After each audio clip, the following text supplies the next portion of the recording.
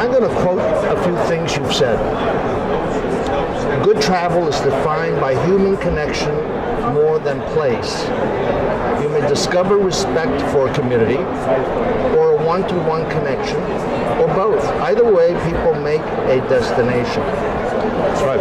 And this goes towards, I think, you're addressing a bit of the problem related to over-tourism. Give us an example of how visitors can avail themselves to this human interaction. Give a few examples, specific destinations. Right. So over-tourism in Asia is it's a problem everywhere in the world, and Asia is one of them. But the interesting part of Asia that it is Asia tourism is around hubs, so it is not spread throughout an entire country, which is really sad actually if you think about it. So I take Thailand as an example. You see where travelers go. It's Bangkok, it's all the beaches, it's beach destinations at Pattaya, Phuket, Samui, and maybe a little bit in Chiang Mai. But Thailand is a very large country. It's about as large as France. It's not about in landmass, and it has about the same population as France. Yet France is not being seen as touristy. Well, maybe a couple of sites like the Louvre or the Eiffel Tower, but other than that, it's not seen as touristy. That's because the spread of tourists is throughout the country, throughout all the provinces, and with lots of activities. Whereas in Thailand, it's in Asia, I would say, it's concentrated. Indonesia has its Bali, Cambodia has its Angkor Wat, Laos has Luang Prabang, Myanmar has Bagan, Inle Lake, Yangon, and that's about it. And these are massive, massive countries. So what needs to be done is spread the visitors over those countries in a more evenly way, so that there's a spread of the tourism dollar and a prevention of this over-tourism. Do these other destinations have the infrastructure, the human resources trained to handle tourism? Yeah, you hit the nail on the head on this one. These are the issues that the tourism industry faces in many of these countries. Not in Thailand, by the way. Infrastructure in Thailand is fantastic. That's more of a marketing matter. But in other countries, yes, there needs to be the public sector needs to work together hand in hand with the private sector to ensure that the promotions are there, the support is there in infrastructure, but the support is there also when it comes to entrepreneurship and it comes to giving maybe tax incentives or other incentives to let entrepreneurs start their businesses in the lesser known places, and not only add more hotels in, say, Phuket or Luang Prabang, but start to add hotels in other places where there are equally nice areas to stay. In lots of places in mature markets in Europe, you exampled France. That's happened over many hundreds of years. Unlike Thailand, where tourism, even to Bangkok, just Bangkok, and Pattaya because of the Vietnam War, the soldiers going there, the sailors, it's only 5 decades. I know. So there's a bit of time, but the investment money does not seem to have the confidence or the desire to go except where the low-hanging fruit is. Right.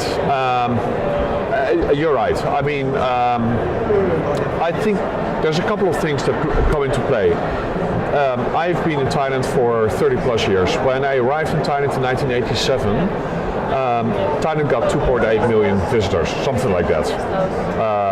About 1 million of that were Malaysians. So foreign visitors, not that many. So long-haul visitors, not that many. Right now, they're aiming for 38 million.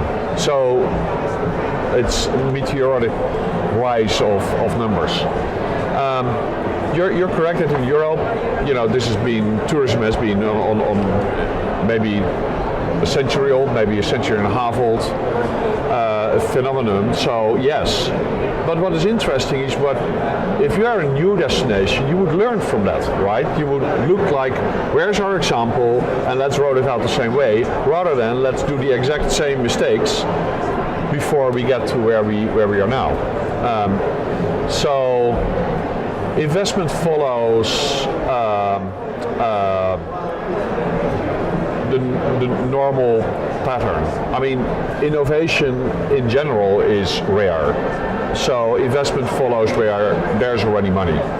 So that's where you can see in a place like Angkor where hotel after hotel is being opened.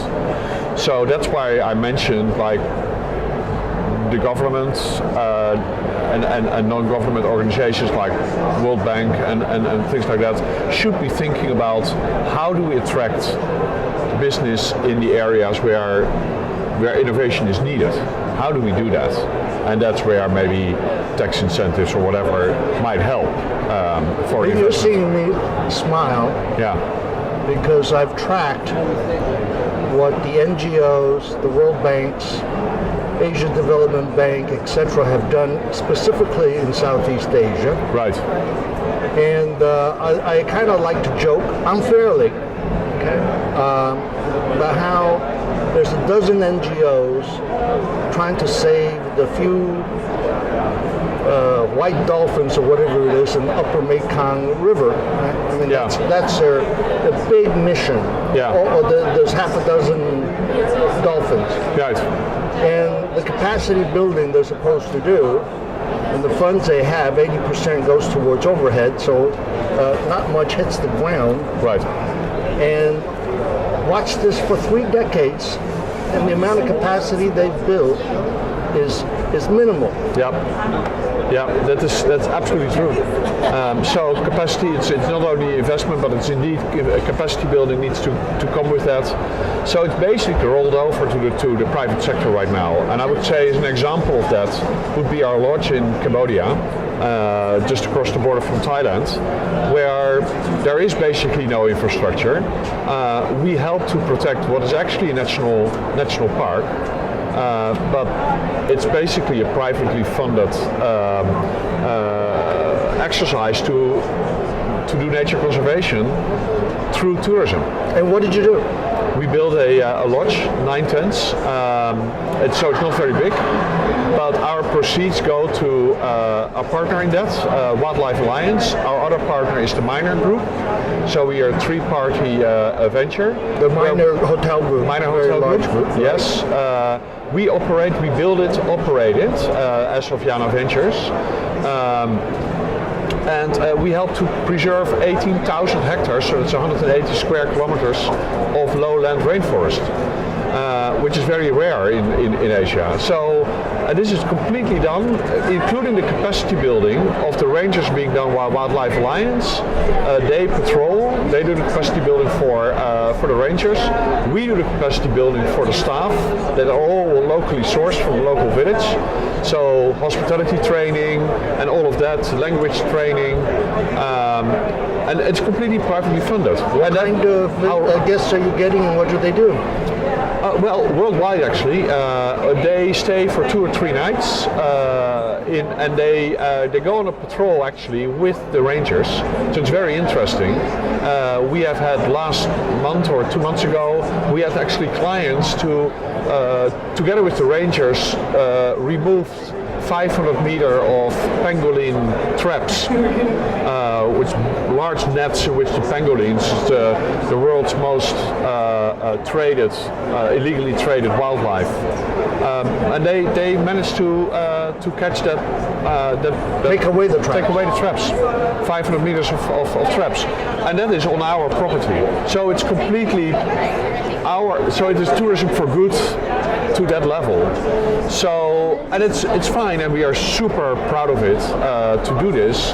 But how good would it be if the public sector and other NGOs like World Bank and ADB would be more practical by involving the private sector entrepreneurs to help them set this type of tourism up?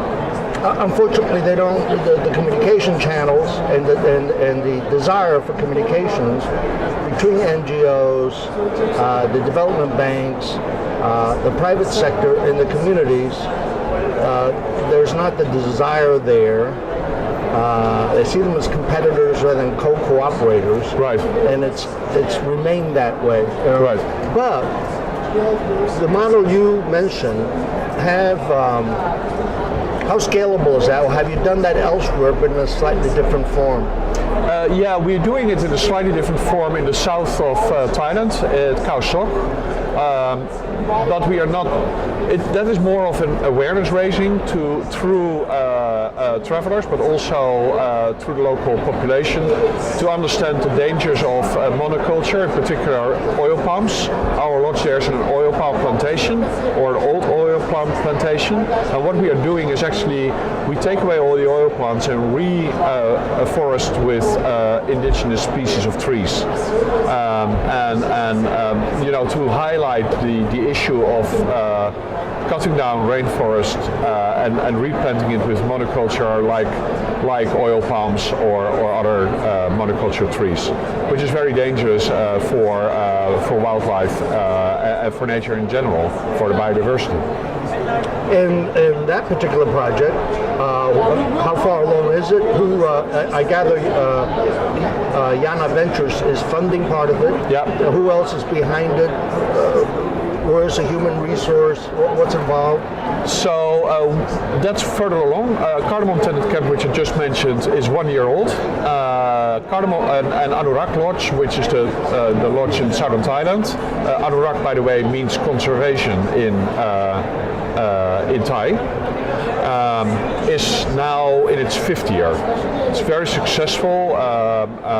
It's high quality, and we still we do a lot on the awareness raising of our visitors, but also the locals to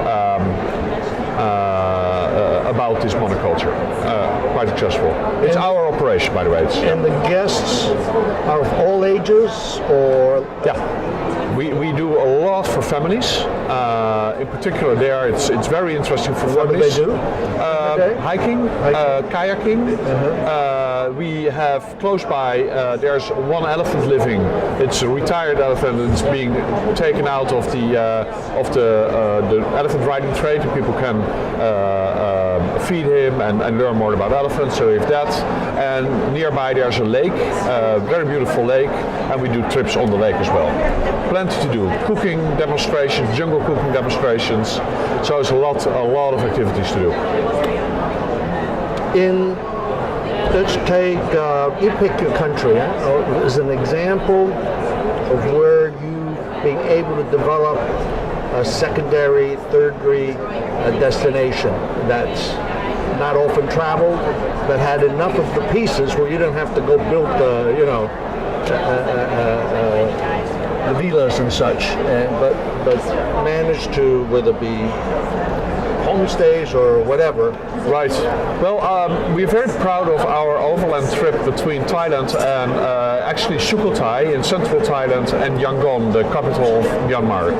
And we have developed an overland trip, which is quite off the beaten track. And travelers go in a few days along that trail. And obviously, if you do a trip like that, where there's only an old trading route, where there is no tourism infrastructure, if you will, we ambled on just across the border from Mae Sot into Myanmar.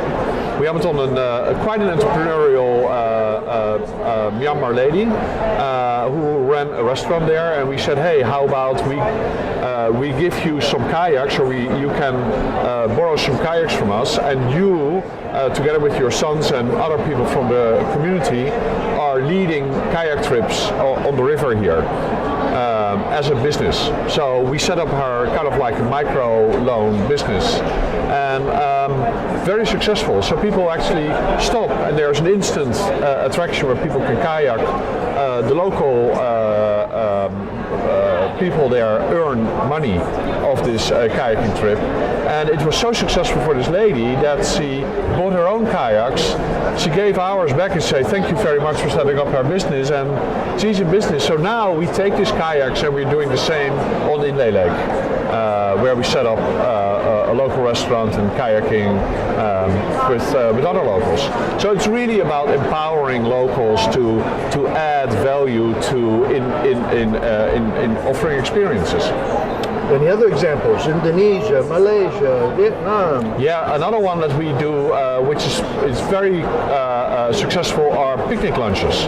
And we got to that, it's like obviously we do a lot of tours for a lot of people, and they all have to have lunch, in particular when they go on tour. You know, we have to provide lunch. So what do? You go to a restaurant. So typically in the end, people are ending up in the same restaurant because tourists do the same thing, so they're ending up with other travelers, tourists in a restaurant, and then it becomes basically a transaction, and there's no authentic contact. There's a server-diner experience kind of relationship, which is not really interesting. So what we did is we went to locals in areas that we thought are visually pleasing, either natural or cultural sites, and we let the locals cook a picnic lunch. And we let these local families then serve the picnic lunch in a very beautiful location. So there's direct interaction with the people who cook the food, which is locally cooked. It's served outside where you enjoy a scenic area, a cultural site or a natural site. And then instead of a transaction, it becomes interaction. So we're very proud of that. We do this in basically every country, and on multiple locations throughout Indonesia, Sri Lanka, Laos. Beautiful sites. Really, really one of the highlights on our clients. What do you do for dinner? I mean, if somebody says to you, you know, I don't mind in a big city to go out on our own and find a restaurant, explore on our own. And I use TripAdvisor. But some of the other places, but if I'm staying there 3 nights, I would like you to help us find a place that is not too canned, not too touristic. Yeah. How do you deal with it's we do what we call foodie walks. We're not unique in that anymore. I mean, I suppose we were one of the first to do this, but they're very, very popular. So we do foodie walks through street food places, and we do that also. Mostly it is in capitals because there are such bustling places where, for example, in Bangkok we take people through Chinatown. In Yangon we take people to the beer stations and get the food and dine with the locals. And not only is it very different because you're not, the guide-client relationship becomes very differently because, as we all know, over food you strike up conversations, whereas in a normal place where you go to a site, it's looking at the site, being explained about the site, but there's still a distance. It's hearing about it, but when you eat, you use all your senses, your smell, your taste, and then you have discussions together with the guide. So you get a real, again, an interaction rather than a transaction. Thank you, Willem.